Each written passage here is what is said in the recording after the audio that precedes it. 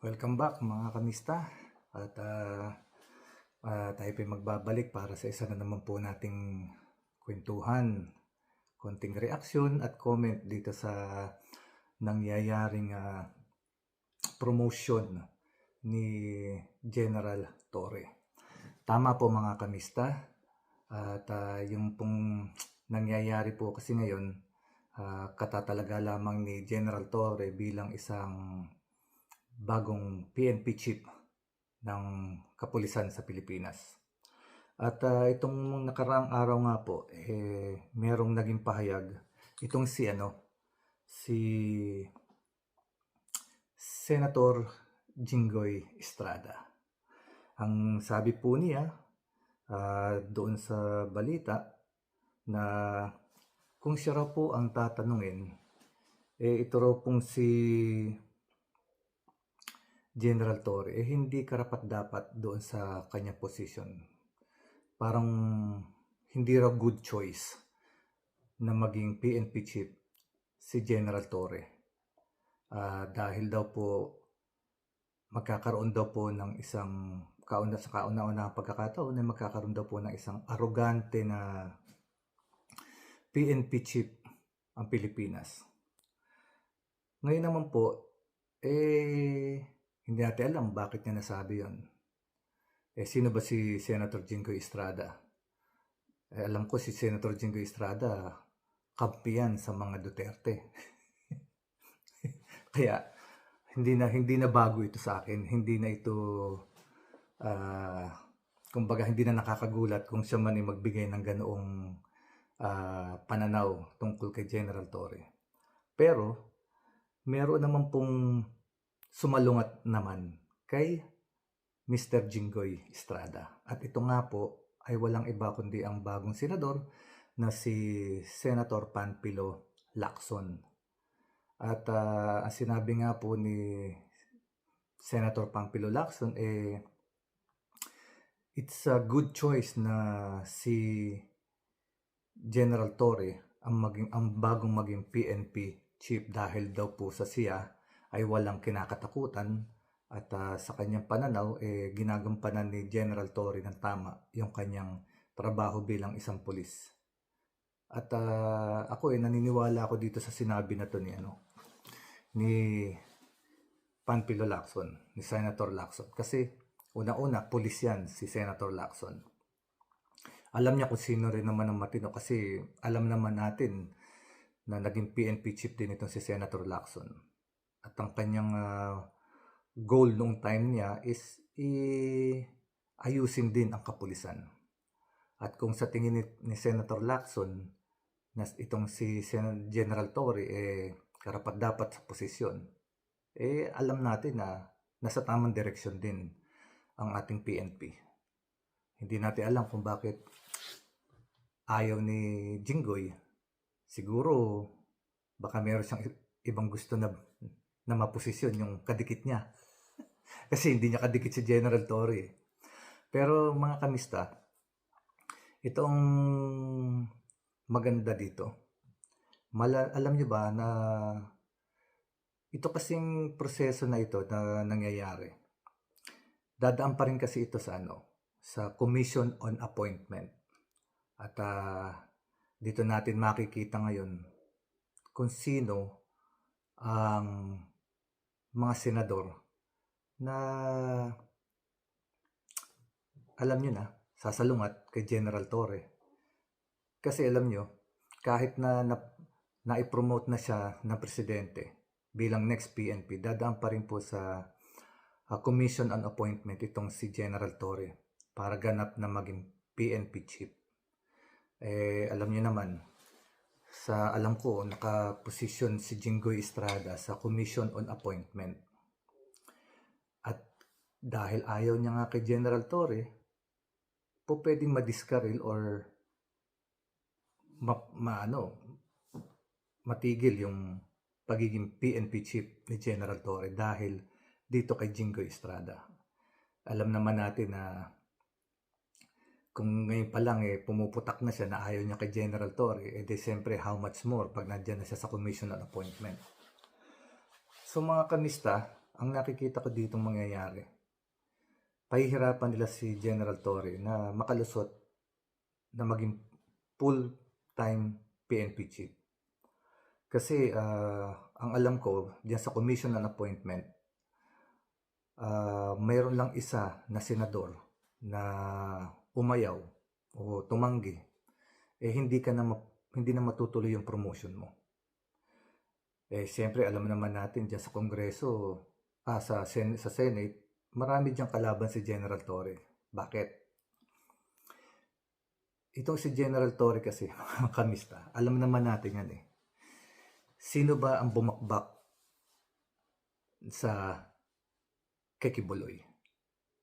Walang iba kundi si General Torre. Talagang hanggang sa sumuko na si Kibuloy. Napilitan siya sumuko dahil isang buwan yata silang nag-stand up dyan sa Davao. Hindi siya tinatantanan ni General Torre. At sinasabi pa ni General Torre kay Kibuloy na wala siya sa posisyon para mag-request o kung ano pa man na kagustuhan niya, yung mga tawag dito, mag-request ng mga kung anong kondisyon. So, yun ang una. Ang pangalawa, si General Torre lang din naman ang dumakma kay Digong, kaya siya nasa ICC ngayon.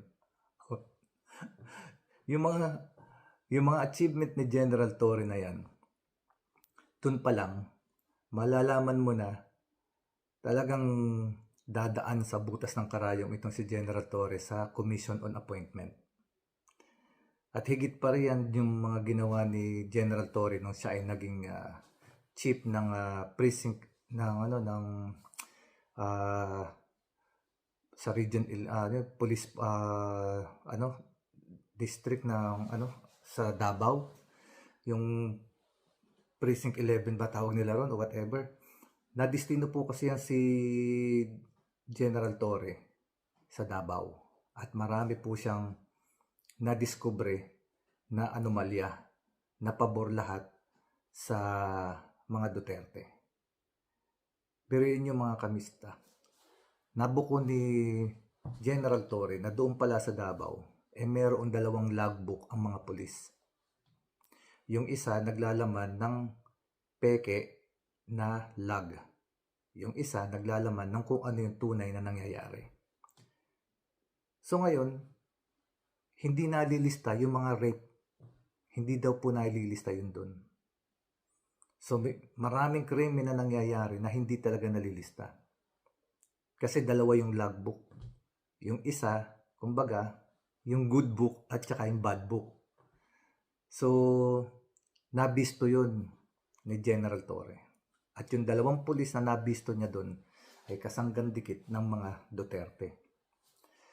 Hindi niya kinasuhan yung 2 pulis, pero ni-request niya na yung 2 pulis na yun ay ma-reassign sa ibang lugar or maipatapon sa ibang lugar. At hindi sa Davao, sa labas na ng Davao. So dun sa nangyaring yun, nagalit po doon yung, alam niyo na, yung mga Duterte. Dahil daw po matagal na sa kanila nagtatrabaho yun.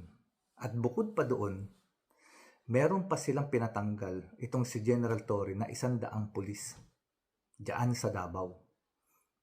Pinasipa niya yan nung nasa Davao siya. 100 pulis na lahat po iyon ay mga kasangga ng mga Duterte. So imagine niyo mga kamista, sa dami ng binanata ni General Torre na lahat ang nasagasaan ay Duterte, sa tingin niyo ba makakalusot ng maayos si General Torre sa Commission on Appointment? Sa tingin ko, pahihirapan siya. Maliban na lang kung merong sasalo dyan ng mga senador na talagang babakapan siya. Pero itong si Jinggoy Estrada, kung ngayon pa lang nagsasalita na siya na bad choice daw si General Torre, for sure, isa siya sa mga tatanggi doon sa Commission on Appointment. Kasi itong si Jinggoy, naka ang committee niyan sa Commission on Appointment. Pero tingnan natin mga kamista kung ano mangyayari. Kasi itong mangyayaring ito, sa tingin ko lang, dito rin natin malalaman, halimbawa, sumalang na si General Torre sa Commission on Appointment. Makikita natin doon kung sino-sino ang mga senador na tatanggi sa kanya. Alam naman natin marami kakampi ang mga Duterte dyan. Yung Duterte Block.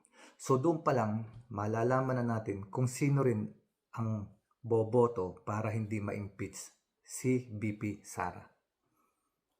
Diba? Kasi alangan naman yung gumusto kay General Torre, diba? Hindi papabor kay BP Sara. Siyempre, lahat ng tatanggi kay General Torre, yun din ang kakampi ni BP Sara doon sa impeachment. Kaya, mga kamista, tignan na lang natin ang susunod na kabanata. Ito po ay reaksyon ko lang sa nakita kong nangyayari. Ngayon pa lang, alam na natin na may niluluto na rin itong Duterte Block kay General Torre. At dito sa ginagawa nilang ito, makikita rin natin ang mga senador na kung sino ang boboto para tumanggi kay General Torre ay siya rin ang kakampi kay BP Sara na para huwag siya ma-impeach. Sa nangyayaring politika sa ating sa bansang Pilipinas, ito ay labanan lang ng mga politiko. Hindi ito para sa kapakanan ng mga Pilipino.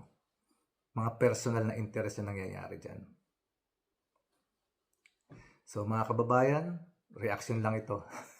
So sa susunod na lang po, sa susunod nating mga vlog uli o reaction, konting kwentuhan. Sensya na kayo, hindi ako makapagsalita ng malakas at may natutulog na. Gabi na rin. Anyway, magandang gabi po sa inyo lahat at God bless po hanggang sa susunod nating vlog. Maraming salamat po mga kamista. Don't forget to subscribe, like, and share.